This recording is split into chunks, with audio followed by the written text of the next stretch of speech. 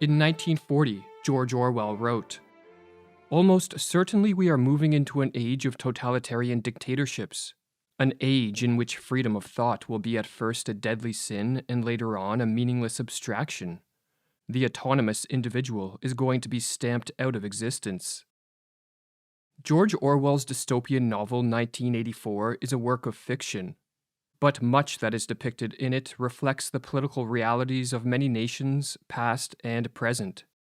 At least three-quarters of what Orwell narrates is not negative utopia, but history, Umberto Eco wrote. Referring to his time spent in Belgrade under communist rule, Lawrence Durrell wrote that, "Reading 1984 in a communist country is really an experience, because one can see it all around one." In this video, we are going to explore some of the similarities between the totalitarian systems of the 20th century and Orwell's 1984. And as will become evident, many of these totalitarian traits are re-emerging in the modern world. This investigation will be conducted in the recognition that totalitarianism relies on mass support, and so contemporary societies desperately need more people to withdraw their support of this brutal form of rule. Shortly after 1984 was published, Orwell explained, "The moral to be drawn from this dangerous nightmare situation is a simple one. Don't let it happen. It depends on you." Totalitarianism is a political system whereby a centralized state apparatus attempts to control virtually all aspects of life. Everything within the state, nothing outside the state, nothing against the state, the Italian dictator Mussolini succinctly put it. While totalitarianism can emerge under the guise of various political ideologies, in the 20th century it was communism and fascism that provided the ideological support for this type of rule. Communism and fascism are often viewed as being on opposite ends of the political spectrum, but in the manner they were put into practice in the 20th century, both of these systems displayed the characteristics of the totalized, all-controlling state. Both used force and propaganda to attain power, crush economic and civil liberties, smother culture, partake in mass surveillance, and terrorize the citizenry with psychological warfare and eventually mass imprisonment and mass murder. Speaking of Stalin's communist Russia and Hitler's Nazi Germany, Orwell explained, "The two regimes, having started from opposite ends, are rapidly evolving towards the same system, a form of oligarchical collectivism. In the communist and fascist political systems of the 20th century and in 1984, the totalitarian regime maintained a tight grip of control on the populace through the use of manufactured fear. Totalitarian leaders, whether of the right or of the left, know better than anyone else how to make use of fear. They thrive on chaos and bewilderment. The strategy of fear is one of their most valuable tactics." In 1984, continuous war between the three superstates perpetuated this state of fear. It was not important who was at war with who, or who was allied with who, as this was changing all the time, and the point of the war was not for one superstate to conquer another, but for all three superstates to work behind the scenes to create the conditions of terror that would enable them all to institute totalitarian controls within their own borders. Constant surveillance of all of the citizens was an additional tool in the arsenal of the totalitarian regime of 1984.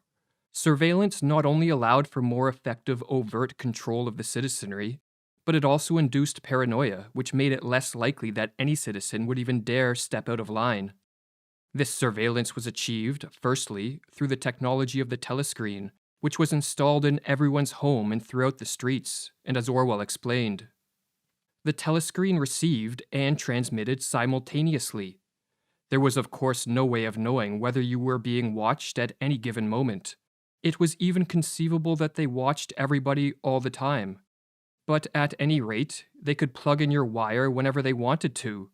You had to live, did live, from habit that became instinct, in the assumption that every sound you made was overheard, and, except in darkness, every movement scrutinized. Secondly, mass surveillance of the citizenry was conducted by the citizens of 1984 themselves. Each person watched everyone else, and each person was, in turn, watched by everyone else. The most innocent of expressions, an innocuous statement, or a subtle look of disapproval when Big Brother appeared on the telescreen, was reported to the thought police and treated as a thought crime or a face crime, as evidence that one was disloyal and had something to hide. It is intolerable to us that an erroneous thought should exist anywhere in the world, however secret and powerless it may be, Orwell has the character O'Brien explain. In Stalinist Russia, Alexander Solzhenitsyn noted that one could never be sure whether one's neighbors, friends, co-workers, the postman, or even in some cases one's own family, would report to the secret police a slip of the tongue, a criticism of Stalin or of communism. For if one was reported, their fate was usually sealed. The police would knock at the door in the middle of the night, and soon after one would be given the standard sentence of a tenor, that is, 10 years in the slave labor gulag prison camps. This form of surveillance created social conditions wherein most citizens adopted hypocrisy and lying as a way of life, or as Solzhenitsyn explains in the Gulag Archipelago. The permanent lie becomes the only safe form of existence. Every wag of the tongue can be overheard by someone, every facial expression observed by someone. Therefore, every word, if it does not have to be a direct lie, is nonetheless obliged not to contradict the general, common lie. There exists a collection of ready-made phrases, of labels, a selection of ready-made lies.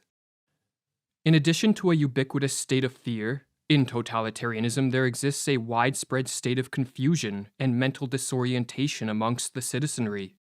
Many victims of totalitarianism have told me in interviews that the most upsetting experience they faced was the feeling of loss of logic, the state of confusion into which they had been brought, the state in which nothing had any validity. They simply did not know what was what. In 1984, widespread mental disorientation was stimulated via the falsification of history and the negation of the concept of objective truth. The Ministry of Truth was the institution which falsified history. Everything faded into mist. The past was erased. The eraser was forgotten. The lie became truth. One of the reasons totalitarian regimes attempt to alter history is because it rids the society of any past reference points or standards of comparison, which might remind the citizens that life in the past was so much better than it is in the sterile and oppressive present. Within 20 years at the most, the huge and simple question, was life better before the revolution than it is now, would have ceased once and for all to be answerable, wrote Orwell. But another reason history is falsified by totalitarians is to ensure there are no historical roots to which the citizen can anchor and find truth, sustenance, and strength. In totalitarianism, there can be no historical information which contradicts or puts into question the reigning political ideology, nor any institution, such as religion, which offers the individual a refuge from the influence of the state, and so as Orwell wrote in 1984. Every record has been destroyed or falsified, every book has been rewritten, every picture has been repainted, every statue and street and building has been renamed, every date has been altered, and that process is continuing day by day and minute by minute. History has stopped. Nothing exists except an endless present in which the party is always right. Along with destroying or falsifying the past, widespread mental disorientation is further cultivated by destroying the belief in objective truth. This is done through a program of psychological warfare. Incessant and intentionally confusing propaganda, conflicting reports, and blatant lies are pumped out in official reports and through the mass media at all hours of the day. What is said today has no bearing on what may be said tomorrow, for as Orwell explained, the totalitarian state sets up unquestionable dogmas, and it alters them from day to day. It needs the dogmas because it needs absolute obedience from its subjects, but it cannot avoid the changes which are dictated by the needs of power politics. In 1984, for example, the Ministry of Plenty put out a bulletin that they were increasing the chocolate ration to 20 grams a week. Orwell writes, And only yesterday, Winston reflected, it had been announced that the ration was to be reduced to 20 grams a week. Was it possible that the citizens could swallow that after only 24 hours? Yes, they swallowed it. Was he, then, alone in the possession of a memory? In addition, contradictions, hypocrisies, and lies form the foundation of the totalitarian ideology. The totalitarian system presents the enslavement of the individual as his or her liberation. Censoring information is called protecting the truth. The destruction of culture or the economy is called its development. The military occupation of other countries is labeled as the furtherance of freedom and peace. In 1984, the Ministry of Peace instigated wars, the Ministry of Truth manufactured propaganda, and the Ministry of Plenty created shortages. On the enormous pyramidal structure of the Ministry of Truth hung the words, "War is peace, freedom is slavery, ignorance is strength." The official ideology abounds with contradictions even when there is no practical reason for them, Orwell explained in 1984. These contradictions are not accidental.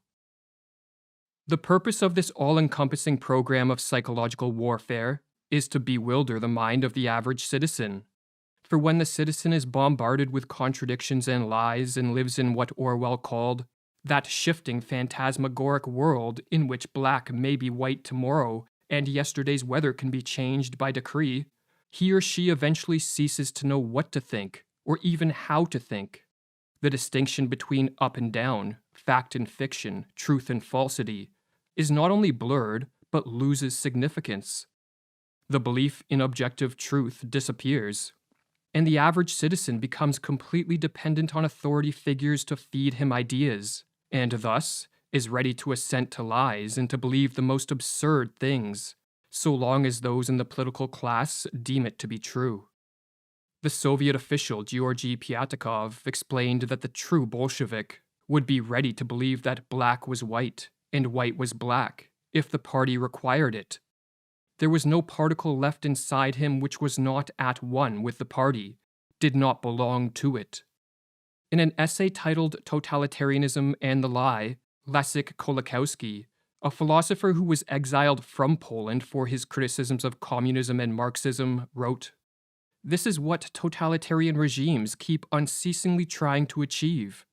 People whose memory, personal or collective, has been nationalized, has become state-owned and perfectly malleable, totally controllable, are entirely at the mercy of their rulers.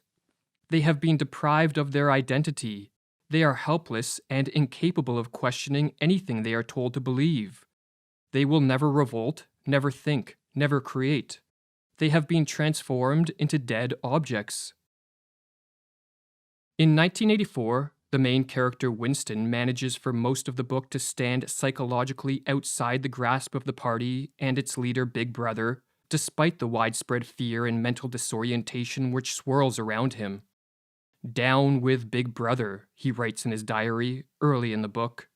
However, after being arrested by the thought police and subjected to re-education, Winston abdicates his reason and conscience and begins to accept the lies. He joins the totalitarian cult and becomes another brick in the wall of the all-powerful state. Referring to Winston, Orwell writes, "He could not fight against the party any longer. Besides, the party was in the right. It was merely a question of learning to think as they thought." The pencil felt thick and awkward in Winston's fingers. He began to write down the thoughts that came into his head. He wrote first, in large clumsy capitals, "Freedom is slavery." Then almost without a pause, he wrote beneath it, "2 and 2 make 5." The struggle was finished. He had won the victory over himself. He loved Big Brother. Some have taken this ending as a sign of Orwell's pessimism, as an indication that humanity is doomed to a totalitarian future.